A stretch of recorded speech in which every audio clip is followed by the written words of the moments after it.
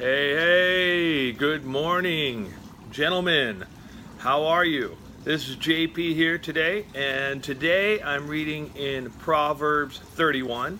The summer challenge is rolling on.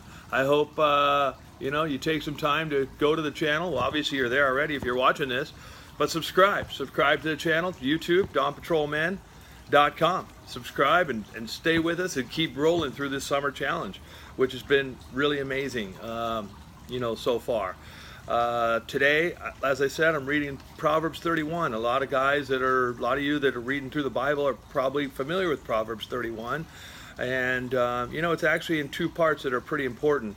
One is the first half of the chapter, really addresses drunkenness and overindulgence and things of that sort, but doesn't that really play out through the entire book of Proverbs?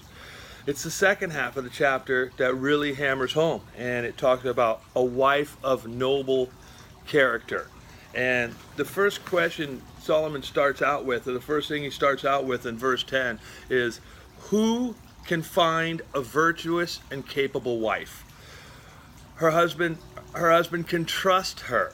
She brings him good, not harm. She's like a merchant ship, bringing her food from afar. She gets up before dawn to prepare breakfast for her household and plans the day's work with her servant girls. She is energetic, strong, hard worker. Her lamp burns late into the night. She has no fear of winter for her household, for everyone has warm clothes. She's clothed with strength and dignity, laughs without fear of the future. When she speaks, her words are wise, and she gives instruction with kindness, so on and so forth. It goes on and on, And sometimes we read that and go, wow, that's like an amazing person, right? And an amazing wife.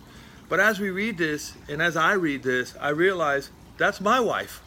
My wife is a virtuous and capable wife that God has given to me. I can trust her. She does me no harm. Sure, of course, do we all get in little spats with our wives? Of course we do, but that's part of the relationship, right? That actually makes us stronger as we navigate through those challenges. But she doesn't intentionally bring me any harm or my family any harm. She's like a merchant ship bringing food from afar? Well, she's not necessarily bringing food from afar, but she sure is in Safeway almost every day bringing food, and that's like 2 miles away. So, and that's a ton of work. That's what's funny is, you think, oh yeah, she just went grocery shopping. I say I go grocery shopping, but my wife does the shopping. I buy clothes, but my wife clothes our household. She clothes our children.